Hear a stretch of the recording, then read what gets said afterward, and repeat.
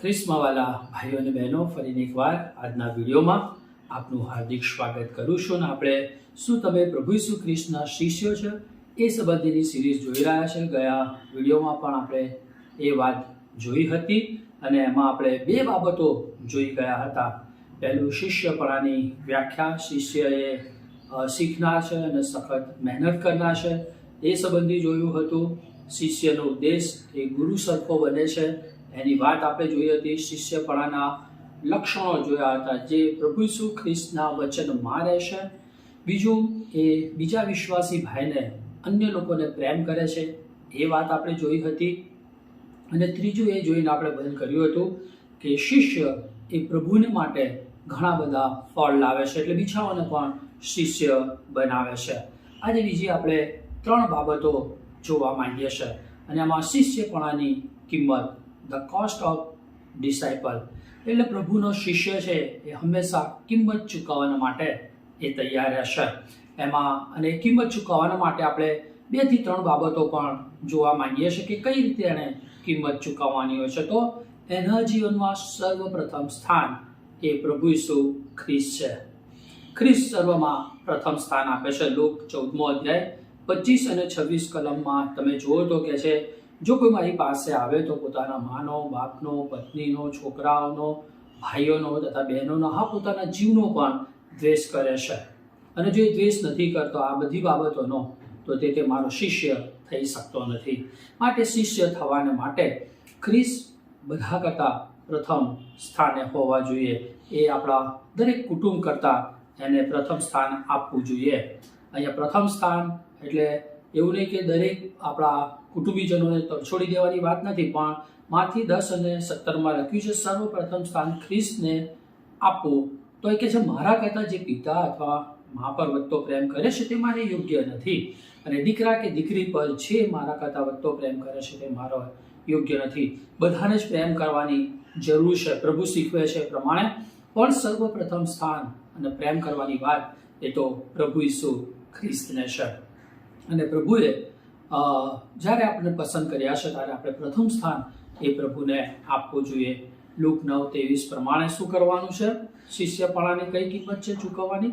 તો કે છે સ્વનકાર કરવો. અને એના માટે રોજ આપણે વધસ્તંભ ઊંચકવો. આપણે જાણીએ છીએ વધસ્તંભ એટલે દુઃખ સહન કરવાની વાત છે, મરણની વાત ત્યાં સમાયેલી છે. અને પ્રભુને માટે આપણે મરવાને પણ તૈયાર થવાની જરૂર છે. પ્રભુને માટે દરેક બાબતોમાં સહન કરવાની જરૂર છે. લુક 9:23 આ પ્રમાણે કહે છે, જો કોઈ મારી પાછળ આવવા ચાહે તો તેણે પોતાનો નકાર કરો અને દરરોજ પોતાનો વધસ્તંભ ઉંચકીને મારી પાછળ ચાલવું. આપણે આપણી જાતનો, આપણી ઈચ્છાઓનો નકાર કરવાનું છે. અને બીજું, પ્રભુનો વધસ્તંભ ઉંચકીને પ્રભુ જે કહે છે એ પ્રમાણે અક્ષરશઃ એમના વચનને અનુસરવાનું છે. એટલે પહેલી વસ્તુ આપણે આ શીખી શકીએ છીએ કે ખ્રિસ્ત પ્રથમ સ્થાને હોવા જોઈએ. બીજું, ખ્રિસ્ત માટે સ્વેચ્છાએ દુઃખો સહન કરવા. લુક 14 અને 27 કહે છે એ પ્રમાણે, જે કોઈ પોતાનો વધસ્તંભ ઉંચકીને મારી પાછળ આવતો નથી તે મારો શિષ્ય થઈ શકતો નથી. આ લુક 14મા અધ્યાયમાં 25 થી 33 વચનોમાં તે મારો શિષ્ય થઈ શકતો નથી, તે મારો શિષ્ય થઈ શકતો નથી એમ 3 વાર લખેલું છે. એનો મતલબ કે શિષ્ય થવા શું થવું જોઈએ એ અગત્યનું, બહુ અગત્યનું છે કે શા માટે પ્રભુ એવું કહે છે એ મારો શિષ્ય થઈ શકતો નથી. જો એવું નથી કરતો તો એટલે સર્વપ્રથમ કુટુંબને પ્રભુના હાથમાં સોંપવાની જરૂર છે. અને અહીંયા બીજું છે કે આપણે પોતાનો નકાર કરવાનો છે. રોજ વધસ્તંભ ઉંચકીને મરણ સુધી પ્રભુની પાછળ ચાલવાનું છે. બીજો તિમોથી 3 અને 12 કહે છે, જેઓ ભક્તિભાવથી ચાલે છે એની સતાવણી થશે થશે અને થશે. વચન કહે, જેઓ ખ્રિસ્ત ઈસુમાં ભક્તિભાવથી ચાલવા ઈચ્છે છે તેઓ સર્વ પર સતાવણી થશે છે. માટે મિત્રો, જ્યારે આપણે પ્રભુના માર્ગમાં ચાલીએ છીએ ત્યારે બધું સારું થઈ જશે અને ત્યાં જલસા પડી જશે અને કશો જ પ્રશ્ન, મુશ્કેલીઓ નહીં હોય એવું નથી. પ્રભુના માર્ગમાં ચાલવાને માટે એ તકલીફો અને મુશ્કેલીઓ ઉઠાવી પડશે. કારણ કે પ્રભુએ એ મારા અને તમારા માટે પણ એ તકલીફો, દુઃખો સહન કર્યા છે. કોઈકે બહુ સરસ વાક્ય કીધું છે કે life is football game and we are football. Never mind the kicks of people, because without kicks we may not reach the goal. એટલે ખ્રિસ્તી જીવન એ ફૂટબોલની રમત જેવું છે અને આપણે ફૂટબોલ છીએ. આપણે સહેજ પણ એવું વિચારવાનું નથી કે શા માટે લોકો આપણી સતાવણી કરે, પણ જ્યાં સુધી કે છે ફૂટબોલને કિક મારવામાં ના આવે ત્યાં સુધી એ ગોલ થતો નથી. માટે જ્યારે આપણે ગોલ સુધી, ઉદ્દેશ સુધી પહોંચવું છે તો પ્રભુના માટે સહન કરવા માટે હંમેશા તૈયાર રહેવાની જરૂર છે. અને ત્રીજી વસ્તુ, ખ્રિસ્તને અનુસરવા સઘળા વાનાઓનો પણ ત્યાગ કરવો પડે. અહીંયા પ્રભુનું વચન બહુ સ્પષ્ટ આપણને કહે છે, લુક 14:33, તમારામાંનો જે કોઈ પોતાની સર્વ વસ્તુનો ત્યાગ કરતો નથી તે મારો શિષ્ય થઈ શકતો નથી. લુક 14:33. મિત્રો, અહીંયા પણ ભૌતિક વાનાઓને મૂકી દેવાની વાત છે. કુટુંબ, આપણી જાતનો નકાર અને સગળા વાનાઓનો પણ નકાર, આ બધામાં પ્રભુને પ્રથમ સ્થાન મૂકવા માટેની વાત અહીંયા કહેવામાં આવી છે અને શિષ્યપણાની આ કિંમત છે. બીજા શબ્દોમાં કહીએ તો ખ્રિસ્ત આપણા જીવનના રાજા, માલિક અને પ્રભુ હોવા જોઈએ. અને પ્રભુ જેમ કહે છે એ જ પ્રમાણે આપણી ઈચ્છા નહીં પણ પ્રભુની ઈચ્છા આપણા જીવનમાં પૂરી થવી જોઈએ. આપણા જીવનના તમામ ક્ષેત્રોના નિર્ણયોમાં ખ્રિસ્તની ઉપરવટ કે તેમની ઈચ્છાની વિરુદ્ધમાં કોઈ પણ નિર્ણય આપણે લઈએ નહીં. અને મિત્રો, આમ ખ્રિસ્તને મોટા ટોળાની નહીં પણ થોડાક લોકોની જરૂર છે, અને એવા લોકો જે ખ્રિસ્તને અનુસરનારા હોય, જે પૂર્ણ સમર્પિત હોય. મિત્રો, પ્રશ્ન થાય, શું આ પ્રકારનું કિંમત અથવા મૂલ્ય આપણે ચૂકવવા તૈયાર છે? અને જો ચૂકવીએ છે તો આપણને શું બદલો મળે છે એ આપણે જોઈએ. તો શિષ્યપણાનો બદલો શું? જો આપણે પ્રભુના બાળકો છે તો આપણને કયા પ્રકારનો આશીર્વાદ અથવા બદલો મળશે? તો જો ભવિષ્યના આશીર્વાદોની વાત કરીએ તો રોમી 5:9 લખ્યું છે, ત્યારે આપણને હમણાં તેમના રક્તથી ન્યાય ઠરવામાં આવ્યા છે, માટે તેમની મારફતે ઈશ્વરના કોપથી બચીશું. તે કેટલું બધું ખાતરીપૂર્વક છે. મિત્રો, અહીંયા જે વચન આપ્યું છે એ પ્રમાણે આપણે કોપથી ભવિષ્યમાં બચવાના છે. આપણને ન્યાયી ઠરાવ્યા છે અને ન્યાયી ઠરાવવામાં આવશે અનંતકાળની જ્યારે પ્રભુ આવશે ત્યારે. અને એ વાત અહીંયા બહુ મોટો આશીર્વાદ આપણને મળે છે કે આપણને પ્રભુના કોપથી જ્યારે ન્યાય કરશે ત્યારે આપણે બચી જઈશું અને આપણે ન્યાય વ્યક્તિ ઠરીશું. પ્રકટીકરણ 21:1-8 પણ એ જ બાબત લખેલી છે કે ઈશ્વરની સાથે રહેવું અને તમામ દુઃખ તેમજ મૃત્યુથી મુક્તિ મળે છે. અને બહુ અગત્યનું છે.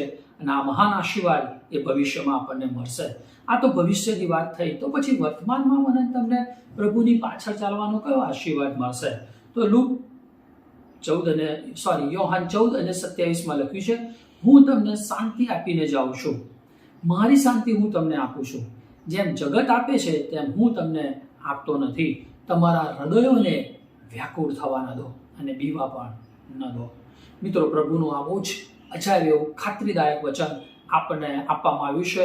અને જે વર્તમાનમાં આશીર્વાદ પ્રભુના શિષ્ય તરીકેનો આપણને મળે છે એ તો અછાયા હંમેશની શાંતિ, નીરવ શાંતિ. ચારે બાજુ તકલીફ, મુશ્કેલી હોય તેમ છતાંય આપણને શાંતિ મળે છે. બીજો આશીર્વાદ છે યોહાન 15:11 કે તમારામાં મારો આનંદ રહે અને તમારો આનંદ સંપૂર્ણ થાય એ માટે મેં તમને એ વચનો કહ્યા છે. અહીંયા પ્રભુ જે ખાતરી આપે છે, જે વર્તમાનનો આશીર્વાદ પ્રભુના શિષ્ય તરીકેનો, અને એ તો છે સંપૂર્ણ આનંદ. મિત્રો, બાહ્ય જગતમાં ઘણા બધા આનંદો જોવા મળે છે પણ એક ક્ષણિક છે. પૈસા હોય, મૂવી હોય, મોબાઈલ હોય કે બીજી કોઈ પણ ખાવા પીવાની, હરવા ફરવાની વસ્તુ હોય, પણ એક ટેમ્પરરી છે. પણ પ્રભુને સ્વીકારવાના, પ્રભુના બાળકો તરીકેનો, શિષ્ય તરીકેનો જે મહાન આશીર્વાદ છે તો આ શાંતિ અને આનંદ, સાથે સાથે ઈશ્વરનો આગાપે પ્રેમ. યોહાન 15:9 કહે છે, જેમ પિતાએ મારા પર પ્રેમ રાખ્યો તેમ મેં પણ તમારા પર પ્રેમ રાખ્યો છે, તમે મારા પ્રેમમાં રહો. અને પ્રભુનો અહીંયા આગાપે, નિસ્વાર્થ, બલિદાનયુક્ત, પવિત્ર પ્રેમને આપણે પામી શકીએ છીએ. અને એનાથી મોટો આશીર્વાદ બીજો કોઈ નથી. દુનિયાની કોઈ પણ વ્યક્તિ પ્રેમ કરે છે એમાં સ્વાર્થ સમાયેલો છે, પરંતુ પ્રભુના પ્રેમમાં સહેજ પણ સ્વાર્થ નથી. સ્વાર્થની બાદબાકી છે. 1 યોહાન 4:18 કહે છે, 1 યોહાન 4:18 કે છે, પ્રેમમાં ભય નથી પણ પૂરો પ્રેમ એ ભયને દૂર કરે છે, કેમ કે ભયમાં શિક્ષા છે અને જે ભયભીત છે તે પ્રેમમાં સંપૂર્ણ થયેલો નથી. અહીંયા ભયયુક્ત પ્રેમ ની વાત લખેલી છે અને આ પ્રેમ પ્રભુ મને અને તમને કરે છે. યોહાન 10:28-30 પણ જે બધા વચન વાંચતો નથી તમે વાંચી શકો છો. એ અનંત જીવનની વાત કરી છે અને ઈશ્વરના કુટુંબના આપણે સભ્ય બને છે એની વાત લખેલી છે. આ મહાન આશીર્વાદ આપણને વર્તમાનમાં મળે છે.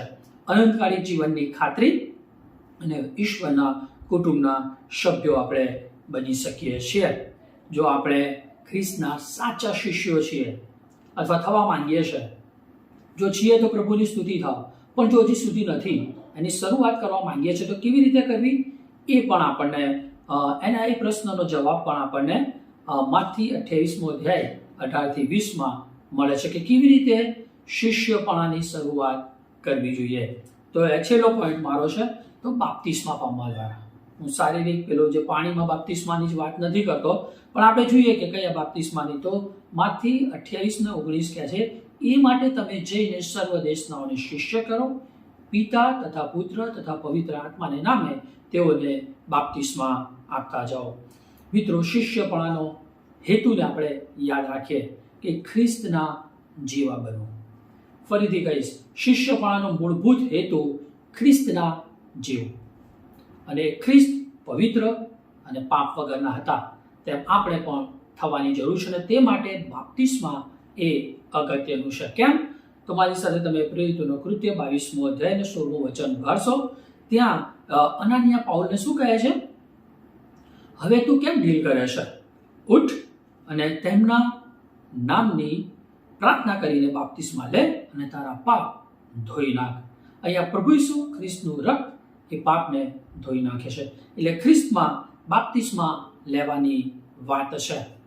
ગલાતી 3:27 કહે છે, કેમ કે તમારામાંના જેટલા ખ્રિસ્તમાં બાપ્તિસ્મા પામ્યા તેટલાએ ખ્રિસ્તને પહેરી લીધા છે. અહીંયા ખ્રિસ્તને પહેરી લેવાની વાત એટલે ખ્રિસ્ત જેવું જ જીવન જીવવાની, એમના જે વચનો છે એનું અક્ષરશઃ પાલન કરવાની વાત. મિત્રો, આમ ખરા શિષ્યપણાની શરૂઆત આ બધા વચનો દ્વારા જોઈએ છે કે બાપ્તિસ્મા દ્વારા જ થાય છે. તો પ્રશ્ન થાય, બાપ્તિસ્મા એટલે શું? તો પ્રેરિતોનો કૃત્ય 2 અધ્યાય 36, 37 અને 38 વચનમાં એ વાત આપણને જોવા મળે છે. અને જ્યારે પિત્તર અને પ્રેરિતો જ્યારે પ્રભુનું વચન લોકોને કહેશે અને લોકોને એમ થાય છે કે પ્રભુ ઈસુ ખ્રિસ્ત અમારા પાપોને માટે એ વધસ્તંભ પર મરણ પામ્યા, અમે એમને વધસ્તંભે જડાવી દીધા, ત્યારે આ સંદેશાથી, પિત્તર અને પ્રેરિતોના સંદેશાથી કે છે ત્યાંના લોકોના મન વિંધાઈ જાય છે. એમને કરેલી જે ભૂલ છે એનું એમને ભાન થાય છે અને માટે એ લોકો પિત્તર અને પ્રેરિતોને પૂછે છે કે ભાઈઓ, તો હવે અમે શું કરીએ? અમે તો ખોટું કર્યું છે, અમે પાપ કર્યું છે. ત્યારે એ લોકોને પિત્તર જવાબ આપે છે 38મા વચનમાં કે તમે પસ્તાવો કરો અને ઈસુ ખ્રિસ્તને નામે તમારામાંનો દરેક બાપ્તિસ્મા પામો. કેમ બાપ્તિસ્મા પામો? કે તમારા પાપનું નિવારણ થાય અને તમે પવિત્ર આત્માનું દાન પામો. એટલે કે પવિત્ર આત્મા તમારામાં આંતર નિવાસ કરે. અને બહુ અગત્યનું છે મિત્રો, બાપ્તિસ્મા એટલે પાપોનું ભાન થવું, પસ્તાવો કરવું અને પ્રભુ તરફથી માફી મેળવીને ખ્રિસ્તને આપણા કરી લેવા, ખ્રિસ્તને પહેરી લેવા. એ વાત અહીંયા આપણને જોવા મળે છે. આપણા પાપોની માફી અને માટે ખ્રિસ્તમાં વિશ્વાસ કરીને પસ્તાવો કરવો એ બહુ અગત્યનું છે. અને અહીંયા પ્રેરિતોનો કૃત્ય 8મો અધ્યાય તમે જુઓ તો ત્યાં 36 અને 37માં વચનમાં પણ હબસી ખોજાની વાત જોવા મળે છે, જ્યાં ફિલિપ એમને સુવાર્તા આપે છે યશાયાના પુસ્તક સંબંધી, એટલે કે પ્રભુ ઈસુ ખ્રિસ્તના આવા સંબંધી અને પ્રભુ ઈસુ ખ્રિસ્તના કાર્ય સંબંધીની વાત એ ફિલિપ એ હબસી ખોજાને સમજાવે છે. ત્યારે તેને પણ પોતાના પાપનું ભાન થાય છે અને કે તેઓ માર્ગે ચાલતા હતા ત્યારે એક જળાશય પાસે આવ્યા છે. ત્યારે ખોજાએ ફિલિપને કહ્યું, જો અહીં પાણી છે, મારે બાપ્તિસ્મા પામવાનો શો વાંધો છે? ત્યારે ફિલિપે કહ્યું, જો તમે તમારા પૂરા મનથી વિશ્વાસ કરો છો તો એ ઉચિત છે. શું વિશ્વાસ? પ્રભુ ઈસુ ખ્રિસ્ત મારા પાપોને માટે મરણ પામ્યા અને એમાં જ માફી છે, એવો વિશ્વાસ. અને તેણે ઉત્તર આપ્યો, ઈસુ ખ્રિસ્ત ઈશ્વરનો દીકરો છે એવું હું માનું છું. અને પ્રભુ ઈસુ ખ્રિસ્તને તારના પ્રભુ તરીકે, ઈશ્વરના દીકરા તરીકે જ્યારે હબસી ખોજો સ્વીકારે છે ત્યારે ફિલિપ ત્યાં એ જળાશયમાં એમને બાપ્તિસ્મા આપે છે. મિત્રો, એ પાણીમાં ડૂબાડવું એટલે પાપમાં મરણ પામવું અને જૂનો સ્વભાવ દટાઈ જવો, જેમ ખ્રિસ્ત આપણે પાપોને માટે દટાયા એમ પછી પાણીમાંથી બહાર આવવું એટલે પ્રભુ ઈસુ ખ્રિસ્તનું જેમ પુનરુત્થાન થયું એમ આપણા પાપોની માફી અને એક નવું જીવન સાથે એક ખ્રિસ્તના નવા સ્વભાવ સાથે આપણે બહાર આવીએ છીએ. એ ખરું બાપ્તિસ્મા છે. આપણા પાપથી ફરીએ છીએ, પાપનો જૂનો સ્વભાવ દટાઈ જાય છે અને એક નવો સ્વભાવ એ પ્રભુ દ્વારા મળે છે. પવિત્ર આત્મા આપણા હૃદયમાં આવીને વાસો કરે છે. આમ નવું જીવન જીવવા માટે ખ્રિસ્ત સાથે દટાવું અને ઉઠવું એ ખરું બાપ્તિસ્મા છે. રોમી 6:3-4 કહે છે, શું તમે નથી જાણતા કે તેઓ આપણે જેઓ ખ્રિસ્ત ઈસુમાં બાપ્તિસ્મા પામ્યા તેઓ સર્વ તેમના મરણમાં બાપ્તિસ્મા પામ્યા? તે માટે આપણે બાપ્તિસ્મા દ્વારા તેમની સાથે મરણમાં દટાયા, કે જેમ ખ્રિસ્તને પિતાના મહિમાથી બોલાવાથી ઉઠાડવામાં આવ્યા તેમજ આપણે પણ નવા જીવનમાં ચાલીએ. મિત્રો, બાપ્તિસ્મા એટલે જૂનું જીવન હવે નહીં, પણ ખ્રિસ્તમાં નવું જીવન, એ ખરું બાપ્તિસ્મા છે. આમ મિત્રો, બાપ્તિસ્મા દ્વારા પુનઃજન્મ, નવો જન્મ અને નવીનીકરણ થાય છે. માટે આપણે ઈશ્વરને માટે હવે જીવીએ અને બીજાઓને પણ ઈશ્વરની પાસે લાવનાર ખરા અર્થમાં શિષ્યો બને. તીતસ 3:5-6 કહે છે, ત્યારે આપણા પોતાના કરેલા ન્યાયપણાના કૃત્યોથી નહીં, એટલે આપણા પોતાથી નહીં, પણ તેમની ઈશ્વરની દયાથી નવા જન્મના સ્નાનથી તથા પવિત્ર આત્માથી થયેલા નવીનીકરણથી તેમણે આપણને તાર્યા, એટલે કે આપણો ઉદ્ધાર કર્યો. તે પવિત્ર આત્મા ને તેમણે આપણા તારનાર ઈસુ ખ્રિસ્ત દ્વારા આપણા પર પુષ્કળ રેડ્યા છે. મિત્રો, નવા જન્મ માટે પાણી અને આત્માથી બાપ્તિસ્મા પામવું એ જરૂરી છે. અને એ જ વાત પ્રભુ ઈસુ ખ્રિસ્તે નિકોદેમસને યોહાન 3:5 કહ્યું કે ઈશ્વરે એમને ઉત્તર આપ્યો કે હું તમને ખચીજ કહું છું કે જો કોઈ માણસ પાણીથી તથા આત્માથી જન્મ્યો ન હોય તો તે ઈશ્વરના રાજ્યને જોઈ શકતો નથી. એટલે પહેલી વસ્તુ શિષ્યપણાની શરૂઆત બાપ્તિસ્મા દ્વારા, અને બીજી છે એ શિક્ષણ અને આધીનતા દ્વારા. પ્રભુ ઈસુ ખ્રિસ્તના શિક્ષણ અને એના આધીન થવા દ્વારા આપણે નવા જન્મની અથવા શિષ્યપણાની શરૂઆત થાય છે. અને માટે માથી 28:20 લખ્યું છે, મેં તમને જે આજ્ઞા કરી તે પાળવાનું તેઓને શીખવતા જાઓ, અને જુઓ જગતના અંત સુધી હું સર્વકાળ તમારી સાથે છું. મિત્રો, શિષ્ય બનાવ્યા પછી તેને બાપ્તિસ્મા આપવું અને ત્યારબાદ તેને ઈશ્વરના વચનનું પદ્ધતિસર, સચોટ અને યોગ્ય શિક્ષણ આપીને એ વચનની આધીનતામાં એ વ્યક્તિને આગળ લઈ જવાની એ મારી અને તમારી સેવા છે, જે ઈશ્વરે સ્વર્ગારોહણ વખતે મને તમને સોંપી હતી. એટલે આમ ખ્રિસ્ત પાસેથી શીખવું અને બનાવેલા શિષ્યોને શીખવવું એ આપણી આત્મિક ફરજ બને છે. મિત્રો, વચનને આધીન રહેવું અને શિષ્યોને આધીન રહેતા શીખવવું એ શિષ્યનો મૂળભૂત હેતુ છે, એની આત્મિક ફરજ છે. છેલ્લી કેટલીક વાત કહીને આજનો વિડીયો હું બંધ કરીશ. મિત્રો, ખ્રિસ્તનો સાચો શિષ્ય એ શિષ્યપણાના ગુણલક્ષણો ધરાવનાર છે, આત્મિક બાપ્તિસ્મા પામેલ અને કિંમત ચૂકવનાર છે. શિષ્યપણાના ઇનામ માટે તે ખ્રિસ્ત તરફ જ લક્ષ્ય રાખે છે અને ખ્રિસ્તમાં આશીર્વાદિત થાય છે. હવે પ્રશ્ન થાય, શું હવે તમે ખ્રિસ્તના ખરા શિષ્ય બનવાના પ્રથમ પગથિયા તરફ આગળ વધવા માંગો છો? જો શિષ્ય નથી તો તમારે પ્રભુ ઈસુ ખ્રિસ્ત પર વિશ્વાસ કરવો જોઈએ, પસ્તાવ કરવાની જરૂર છે. અને ખ્રિસ્તમાં એ બાપ્તિસ્મા એટલે જૂના જીવનમાંથી નવા જીવન તરફ જવાની જરૂર છે. અને જો તમે શિષ્ય બન્યા છો તો લોકોને એ નર્કથી એ સ્વર્ગ ભણી લઈ જવાની એ જવાબદારી છે, અને એ સેવા, આત્મિક સેવા એ મારે ને તમારે શિષ્ય તરીકે કરવાની છે. બીજાઓને પ્રભુની પાસે જો આપણે લાવતા નથી તો મિત્રો આપણે ખરા શિષ્યો નથી. શિષ્યનો ગુણ એ જ છે કે જ્યારે પ્રભુ ઈસુ ખ્રિસ્તનો શિષ્ય બને છે ત્યારે બીજાઓને પણ પ્રભુ ઈસુ ખ્રિસ્તના શિષ્ય બનાવવાના કાર્યમાં અચૂક સામેલ થાય છે.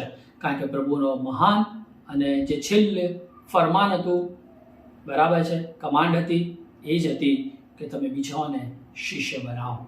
હું આશા રાખું છું આજનો વિડીયો અને આગળનો વિડીયો આ બંને દ્વારા પ્રભુ તમને ચોક્કસ આશીર્વાદ આપશે. Thank you very much. Amen.